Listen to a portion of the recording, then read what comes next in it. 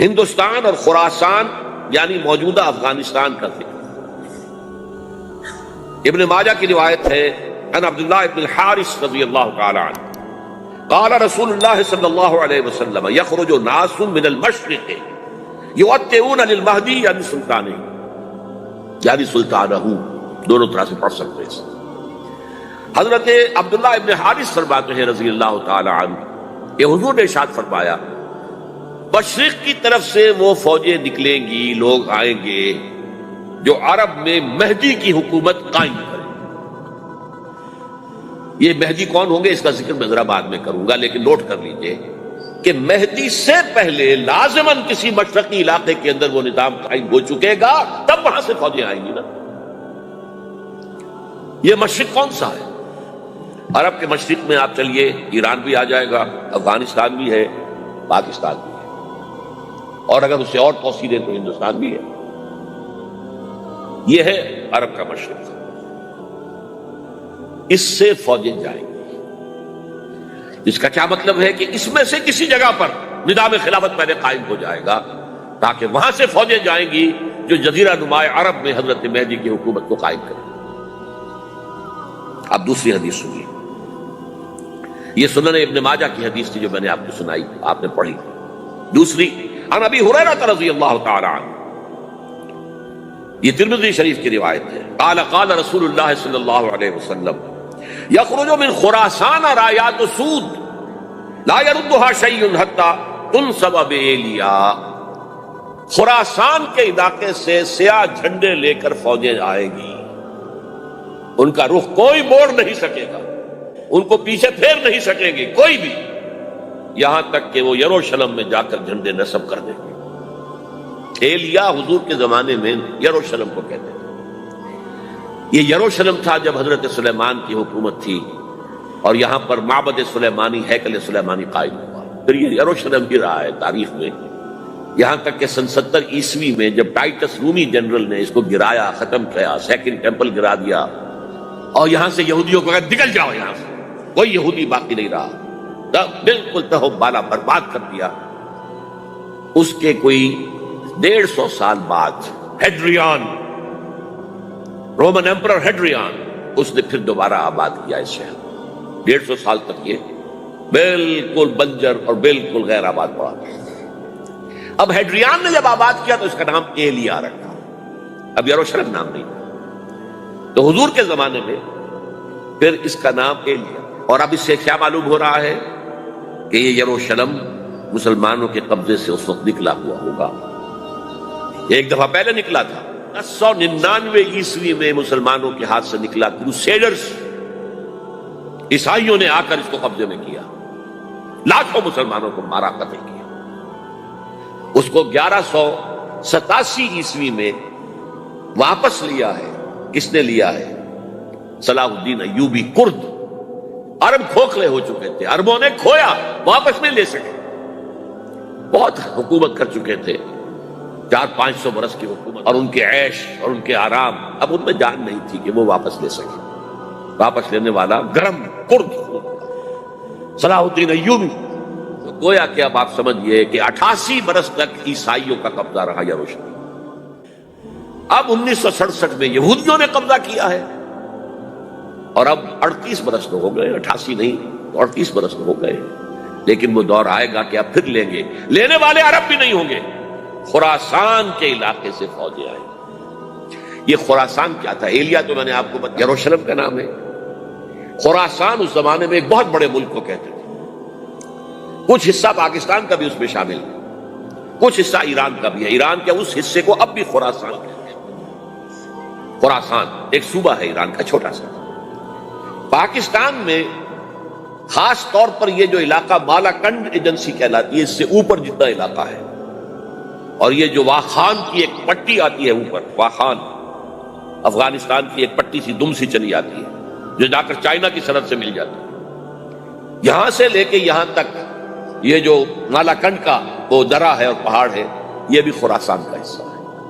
باقی تقریباً 2/3 of Afghanistan, southern حصہ نہیں ہے خراسان کا حصہ، یہ سیستان کہلاتا تھا، یہ خراسان نہیں ہے، لیکن یہ کہ اوپر کا 2/3 آف افغانستان اور اس کے ساتھ یہ جو عرب جو اب یہ ترک ممالک آزاد ہوئے ہیں سوویت یونین کی ڈسولوشن کے ساتھ، یہ سارا علاقہ کہلاتا ہے خراسان بزرگ، دی گریٹ خراسان۔ ایک مرتبہ ایک یہاں کا جو کاؤنسلیٹ ایران کا وہ آئے تھے میرے پاس، ان کے ایک اہم آدمی، ان سے میں نے پوچھا خراسان، تو پہلے تو ان کا خراسان ہمارا ایسو بات نہیں مجھے خراسان، او خراسان بزرگ، وہ جو دی گریٹر خراسان کی بات کر رہے ہیں وہ یہ تھا۔ پھر میں نے اور ذریعوں سے بھی تحقیق کی، پہلے خیال تھا کہ پورا افغانستان اس میں شامل ہے، لیکن اب معلوم ہوا کہ نہیں، یہ جو جنوبی حصہ ہے یہ سیستان کہلاتا تھا، کچھ بلوچستان کا حصہ اس میں شامل تھا اور کچھ یہ جنوبی حصہ افغانستان۔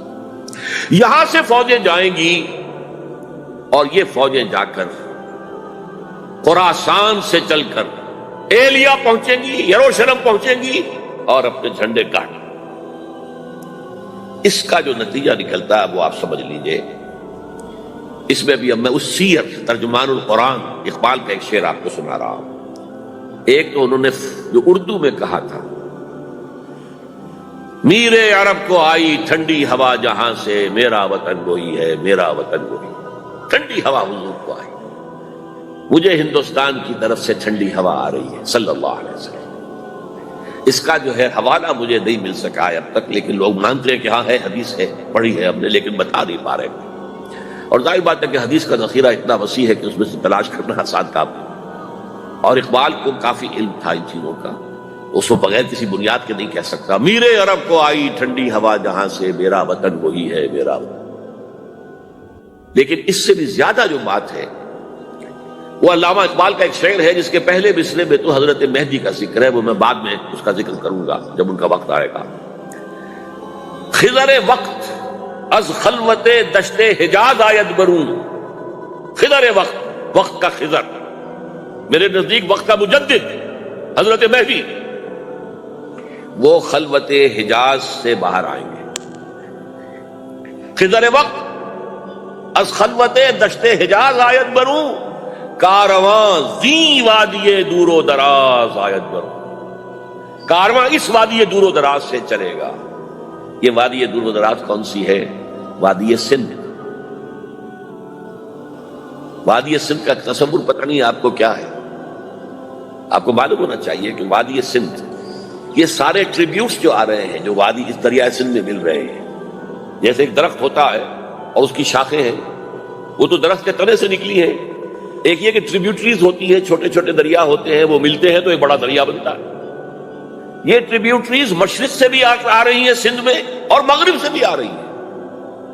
افغانستان کا جو مشرقی حصہ اسی وادی سندھ کے اندر ہے، اور یہ موجودہ پاکستان، بلکہ اس میں سے کچھ حصہ جو ہم چھوڑ چکے ہیں، ہم سے نکل گیا دریائے ستلج تک، یہ اس وادی سندھ کا حصہ ہے۔ کہاں آ رہا ہے ستلج؟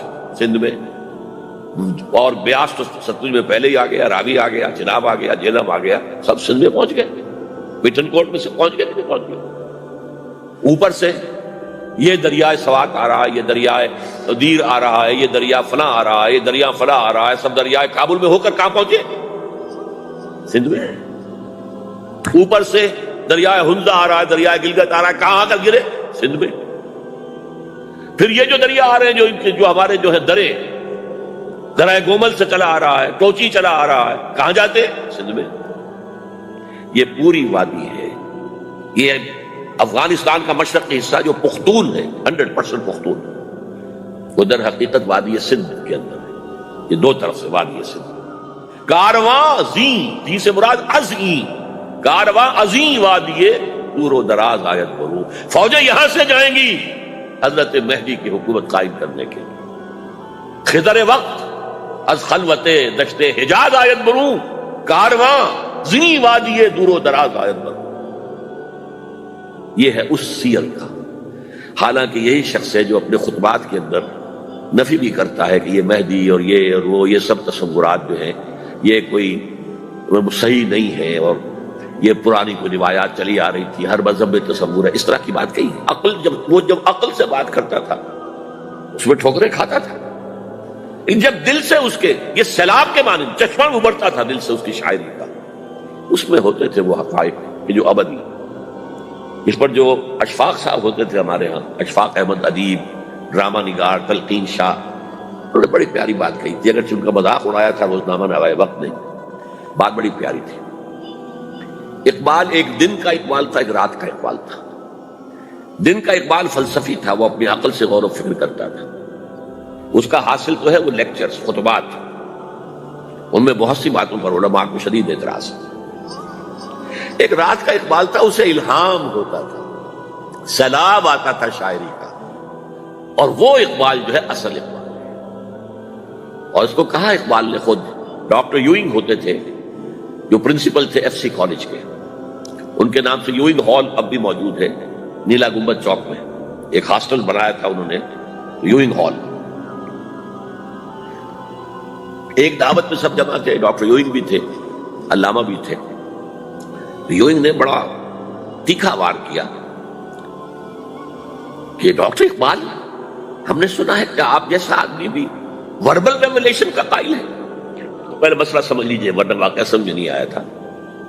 ایک ہے وربل، وحی باللفظ، قرآن کے بارے میں ہمارا عقیدہ یہ الفاظ اللہ کے، ایک ہوتا ہے وحی، لیکن اس وحی میں لفظ جو ہے وحی کا نہیں ہوتا، بلکہ وہ انسپیریشن کہلاتی ہے، کوئی بات آپ کے ذہن میں ڈال دی گئی، آپ نے اپنے الفاظ میں اس کو ادا کیا۔ تو یہ سمجھتے ہیں کہ وحی جو ہے یہ ہمیشہ وحی باللفظ وربل نہیں ہوتی، یہ عیسائیوں کا عقیدہ ہے۔ اور وہ عقیدہ کیوں بنایا ہے؟ اب ایک بات سے بات نکل رہی ہے، انجیلیں 100 سے زیادہ تھیں، اب بھی کم سے کم 4 کو کینونیکل کہتے ہیں۔ تو ان چاروں میں اختلاف ہے، تو کون سی انجیل ہے؟ میں جب پڑھتا تھا میڈیکل کالج میں تو میں نے منٹگومری میں ایک بہت بڑا کمیشن ہے، تو وہاں پادری صاحب سے مسٹر وائٹ جا کے میں نے کہا کہ which one of these is Bible? اب جواب آپ سنیے، ذہانت کا شاہکار ہے، none of them is Bible. Bible is in them. ان میں سے کوئی بائبل نہیں ہے، بائبل ان کے اندر ہے۔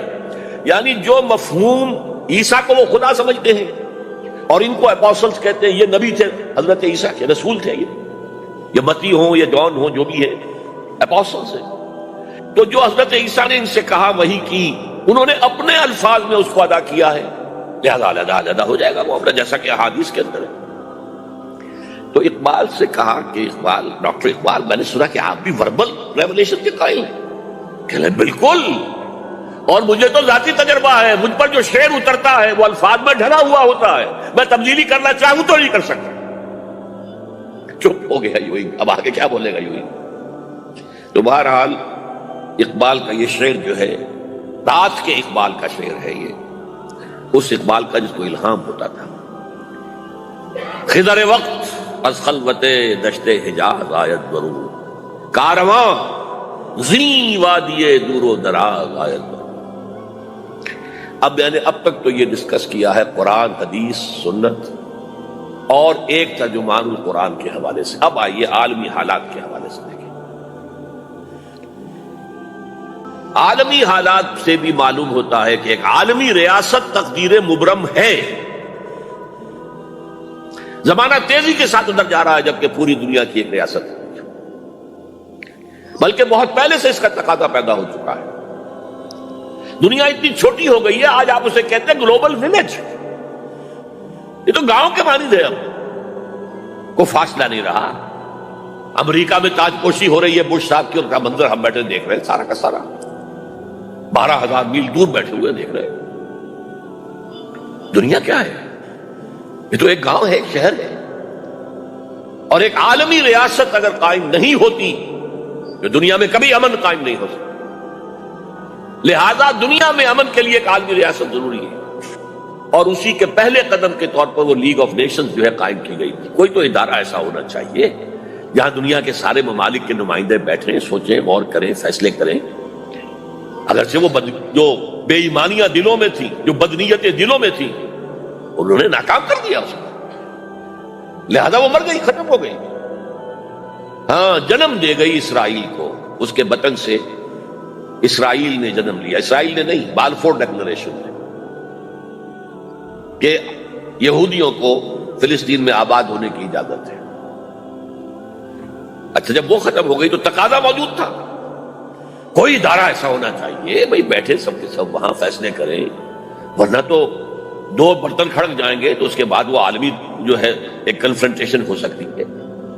تب یہ پھر دوبارہ یونائٹڈ نیشنز آرگنائزیشن بنی، اور اب وہ بھی دم توڑ رہی ہے بیچاری، کئی روز سے دم توڑ رہی ہے، اس لیے کہ عراق وار کے ضمن میں ایک پیسہ بھر بھی وقت نہیں دی بش نے یو این او کی حمایت یا مخالفت.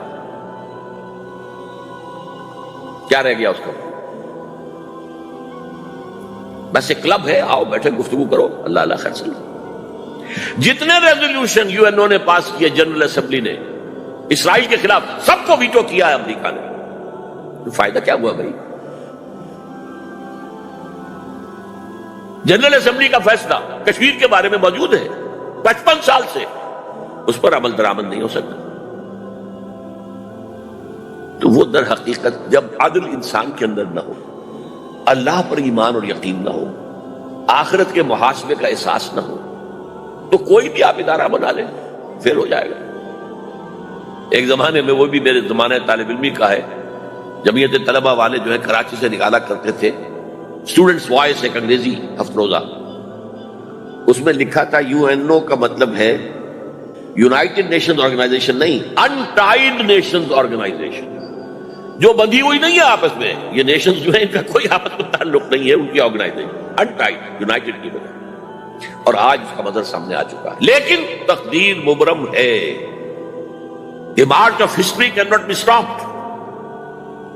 چاہے نیو ورلڈ آرڈر آئے، چاہے جسٹ ورلڈ آرڈر آئے، آئے گا ورلڈ آرڈر، جس میں کوئی شک نہیں ہے. گلوبلائزیشن ہو رہی ہے، ٹرپس کا معاہدہ ہو رہا ہے. یہ سارا جو ہے کدھر ہم سفر کر رہے ہیں، کدھر جا رہے ہیں؟ Towards a world state. اس عالمی ریاست کے قائم ہونے میں کمپیٹیٹرز کون کون ہیں؟ کون اپنا نظام قائم کرنا چاہتا ہے؟ اس کے لیے اقبال کے دو شعر. دنیا کو ہے پھر مارکہ روح و بدن پیش، مارکہ روح و بدن، روحانیت اور میٹیریلزم. دنیا کو ہے پھر مارکہ روح و بدن پیش، تہذیب نے پھر اپنے درندوں کو مارا. تہذیب کے درندے، یہ ہے مغربی قوموں کے لیے بہترین لفظ. تہذیب کے درندے کہتے ہیں سیویلائزیشن سیویلائزیشن سیویلائزیشن، اور جو درندگی وہ کرتے ہیں، کوئی بھیڑیے وہ درندگی نہیں کر سکیں گے جو وہ کرتے ہیں. دنیا کو ہے پھر مارکہ روح و بدن پیش، تہذیب نے پھر اپنے درندوں کو ابھارا. اللہ کو پابند دیے مومن پہ بھروسہ، ابلیس کو یورپ کی مشینوں کا سا. This grand confrontation is very soon to come, very soon to come, very soon to come. ایک طرف اللہ ہے اور مرد مومن ہے، دوسری طرف ابلیس ہے اور اس کا سب سے بڑا ایجنٹ یہودی ہے، اور یہودیوں کے سپورٹرز عیسائی. یہ ہے دو طرفہ، یہ دو فریق ہیں. اور وہ میں آپ کو پہلے سنا چکا ہوں نظم. ابلیس نے کہا تھا مجھے نہ جمہوریت کا کوئی خطرہ ہے، نہ کوئی فاشزم سے خطرہ ہے، نہ کوئی اشتراکیت سے خطرہ ہے اگر کوئی خطر مجھ کو تو اس امت سے ہے جس کی خاکستر میں ہے اب تک شرار آز. خال خال اس قوم میں اب تک نظر آتے ہیں، وہ کرتے ہیں اشک سحر گاہی سے جو ظالم وضو. وہی خطرہ ہے جس کا ذکر کیا جب یو ایس ایس آر ختم ہو گئی، جس کے لیے نیٹو بنایا گیا تھا، جس کے لیے سیٹو بنایا گیا تھا، جس کے لیے سینٹو بنایا گیا تھا to contain U S S R. اب جب یو ایس ایس آر ختم ہو گیا، وہ تو سربت سجود ہو گیا مغرب کے سامنے، ہاتھ پھیلا کر بھیک مانگنے کی پوزیشن میں آ گیا. اس وقت اثر نو نیٹو کو آرگنائز کر رہے ہیں، ایکسٹینڈ کر رہے ہیں. کسی نے پوچھا چیف آف دی نیٹو سے کہ یہ اب آپ کو کس بات کا دیں؟ ہمیں مسلم فنڈامنٹلزم سے خطرہ ہے. وہ جو ابلیس نے کہا وہی اس نے کہا. ہمیں اندیشہ ہے مسلم فنڈامنٹلزم سے، لہذا ہمیں چوکس رہنا ہے اور مضبوط کرنا ہے اور تکڑے ہونا ہے.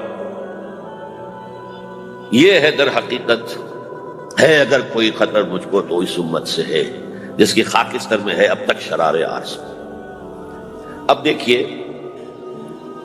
ایک طرف میں نے بتایا ایک یہودی ہیں اور ان کے خواب ہیں. خواب کیا ہے؟ گریٹر اسرائیل قائم کرنا. جس میں تقریباً پورا مڈل ایسٹ آ جائے گا۔